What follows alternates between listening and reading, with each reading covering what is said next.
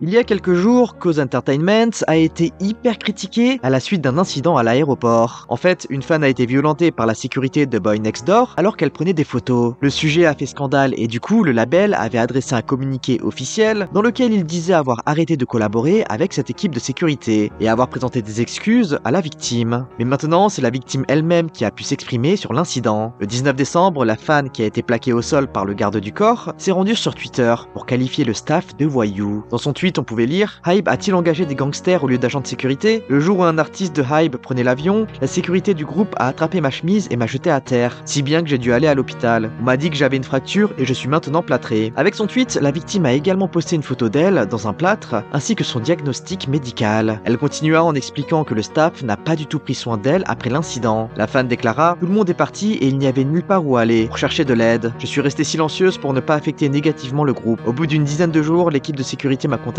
et lorsque je leur ai raconté ce qui s'est passé, ils se sont énervés parce que je ne leur avais pas demandé de l'aide à ce moment. Ils ont affirmé que si je l'avais fait, ils auraient pu faire quelque chose. Apparemment, en plus de l'avoir engueulé, la société a affirmé que l'incident a eu lieu à cause du comportement de la fan. L'agent de sécurité en question a affirmé que son comportement était nécessaire pour protéger les artistes. Les netizens, eux, n'en reviennent pas du comportement du staff et encore plus de leur réponse. Certains demandent des meilleures excuses, tandis que d'autres remettent en question cette habitude des fans d'aller à l'aéroport et mettre tout le monde en danger.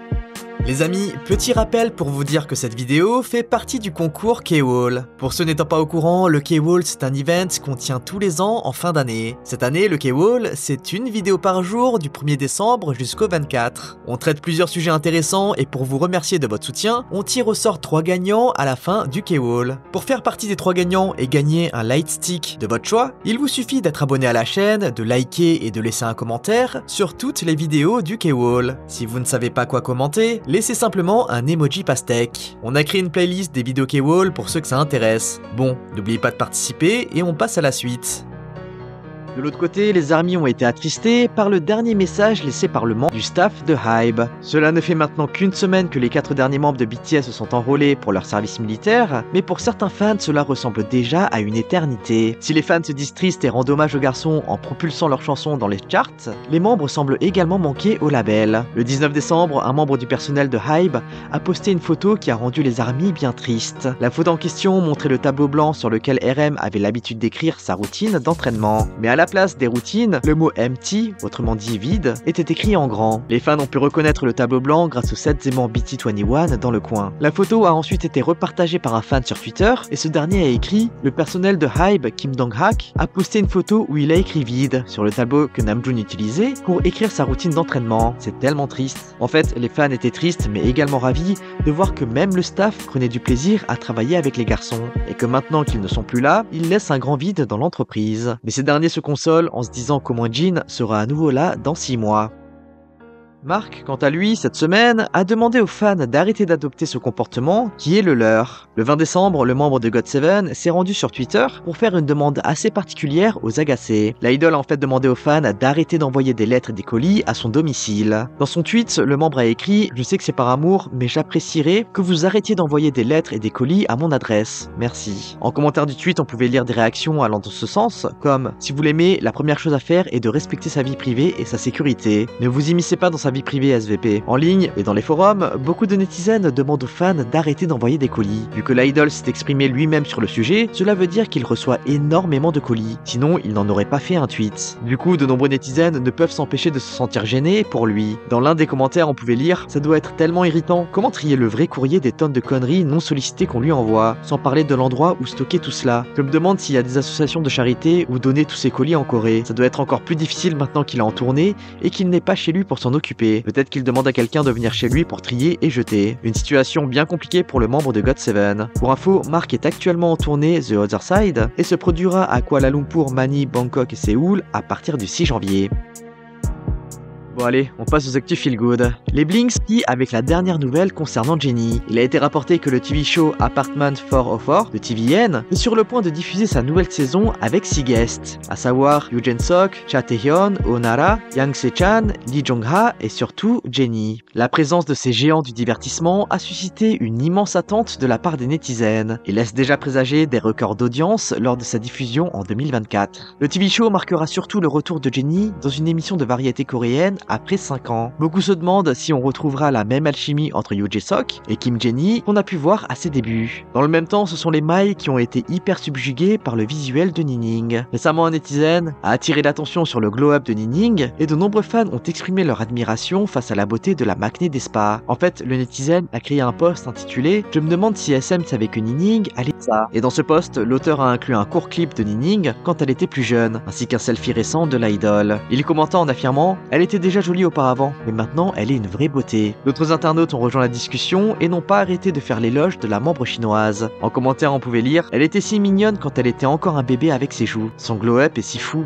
L'autre nouvelle qui a agréablement surpris les netizens est la manière dont Bang Si-hyuk a géré les membres de BTS. Récemment, le documentaire BTS Monuments a été diffusé, et dans l'une des scènes, Bang Si-hyuk discute avec les membres de BTS et prévient ces derniers qu'ils peuvent avoir plus de moments de détente puisque tout allait bien. Il leur suggéra aussi de prendre du repos pour ne pas provoquer de burn-out. En fait, les garçons ont passé des années à travailler sans relâche pour atteindre des objectifs qu'aucun autre groupe de K-pop n'a atteint, au point de risquer leur santé mentale et physique. Du coup, le fondateur de HYBE a pris le temps de discuter avec les membres pour leur dire de se concentrer sur leur bonheur d'abord. Dans le documentaire, on pouvait l'entendre dire « Pense que notre objectif pour l'année prochaine devrait être de trouver des moyens d'être heureux. C'est quelque chose qu'aucune autre superstar au monde n'a jamais fait. Je ne sais pas si c'est quelque chose que l'on peut accomplir en essayant. Peu de superstars ont une fin heureuse. Beaucoup d'entre elles deviennent dépressives ou développent des phobies sociales. J'ai vraiment peur que vous deveniez malheureux si vous continuez à vivre comme ça. » En voyant Bang Si-hyuk se concentrer sur le bien-être de BTS, les fans disent encore plus respecter le fondateur de HYBE maintenant. Cette semaine, nous avons aussi appris une nouvelle concernant G-Dragon. Le membre de Big Bang avait été mêlé à une controverse de drogue ces dernières semaines et avait dû se soumettre à un interrogatoire de la part de la police d'Incheon. Heureusement pour les fans, G-Dragon a été jugé non coupable puisqu'aucune trace de consommation de drogue ne fut retrouvée sur ses cheveux, ses ongles ou son urine. Mais maintenant que cette histoire est derrière lui, c'est une autre grande annonce qui a secoué l'industrie. Le 20 décembre, YG Entertainment a fait un communiqué officiel dans lequel il a annoncé le départ de G-Dragon du label. Dans ce communiqué, le label a affirmé « Bonjour, c'est YG Entertainment. G-Dragon était l'un de nos artistes emblématiques depuis ses débuts avec Big Bang en 2006. Ce fut un honneur de passer du temps avec lui. Nous souhaitons sincèrement à G-Dragon de réussir ce nouveau chapitre de sa vie. Nous demandons aux fans de le soutenir et de l'encourager. » Une nouvelle qui a surpris un grand nombre de personnes, étant donné que beaucoup pensaient que l'artiste allait rester avec son label de toujours. Finalement, cette semaine, une controverse a éclaté concernant la collaboration de V. Le 20 décembre, News One a rapporté en exclusivité que Compose Coffee, l'une des plus grandes franchises de café en Corée du Sud, qui compte 2400 magasins dans tout le pays, a choisi Taehyung comme son nouveau modèle. La collaboration vise à faire de V le visage de Compose Coffee, pour améliorer la reconnaissance de la marque et accélérer son expansion à l'étranger. Plusieurs affiches et bannières vont bientôt être disposées dans les Compose Coffee de tout le pays à partir de ce mois-ci. En plus de ça, des publicités télé qui ont été filmées avant le rôlement militaire de Taehyung devrait être diffusé à partir de janvier 2024. Un représentant de Compose Coffee a déclaré « Nous sommes ravis de collaborer avec un artiste international qui est apprécié dans le monde entier, indépendamment de son sexe ou de son âge. Grâce à la synergie avec l'icône pop du 21e siècle, Compose Coffee prévoit une croissance encore plus importante l'année prochaine. Cette collaboration marque une étape importante pour nous. » News One a également rapporté qu'avant de finaliser le contrat, Compose Coffee avait obtenu le consentement de ses franchisés. La majorité d'entre eux avaient réagi hyper positivement à l'idée de prendre Taehyung comme ambassadeur. Apparemment, le coût de cette collaboration avec le membre de BTS s'élèverait à 6 milliards de won, soit 4,6 millions d'euros. Selon le média, 2 milliards auraient été pris en charge par les franchisés, tandis que le reste est pris en charge par le siège social. Cependant, la nouvelle a créé une polémique chez les Coréens. Le fait d'intégrer les franchisés dans le paiement de la collab implique que ces derniers devront assumer à peu près 60 € par magasin et par mois, soit un total d'à peu près 700 € sur l'année. De plus, le coût des autocollants et affiches publicitaires à placer sur les vitrines des magasins varie entre 200 000 et 300 000 won, donc 150 à 250 €. En novembre de cette année, Compose Coffee avait dépassé les 2300 magasins franchisés. Et du coup, en vue de la collab, un vote a été organisé le mois dernier parmi les franchisés et environ 75% d'entre eux ont exprimé leur approbation. Selon la loi sur les transactions de franchise, la publicité peut être faite pour tous les magasins franchisés si plus de 50% des franchisés sont d'accord. Cependant, les franchisés se disent maintenant mécontents car ils doivent assumer le budget publicité de leur poche. Un propriétaire propriétaire de franchise de son côté a déclaré « Il n'est pas facile de supporter ce coût étant donné que nous devons gagner le double pour couvrir 1 million de won, en tenant compte des dépenses supplémentaires. » En ligne, on pouvait lire des commentaires comme « S'ils ne peuvent pas supporter les frais élevés d'un mannequin, pourquoi l'ont-ils choisi? S'ils n'ont pas d'argent, ils ne devraient pas utiliser de modèle. Je pense pas qu'ils pensaient que la société leur refilerait une partie des frais de publicité. » Du coup, de nombreuses armies s'inquiètent concernant V. Cette guerre entre les franchisés et le siège risque d'avoir un impact négatif sur l'image de V. Beaucoup pensent que si un litige survient à cause de ce système de coûts partagés, il se pourrait que V soit associé à ce scandale. Il ne puisse plus recevoir de propositions de partenariat. D'autres affirment que Taehyung risque également de ne pas être payé. Il a travaillé en amont pour faire tout le contenu, mais maintenant, si les franchisés changent d'avis, le siège ne sera pas en mesure de payer Hybe. Ce serait autant de travail parti en fumée. Et finalement, certains critiquent V pour avoir accepté cette collaboration. Taehyung avait affirmé à plusieurs reprises détester le café et dire qu'il n'en buvait jamais. Du coup, c'est hypocrite de sa part de faire la promo de Compose Coffee étant donné qu'il n'aime pas le produit qu'il est censé vendre, ce qui ferait pour certains de Taehyung un hypocrite. Et vous en pensez quoi? Bon les amis, cette vidéo signe la fin du concours K-Wall. On espère que ça vous aura plu, et pour ceux qui n'ont pas vu toutes les vidéos, on a fait une playlist pour ça. Bon, on se retrouve très bientôt pour le résultat du concours. Allez, on se dit à la semaine prochaine, et bye bye.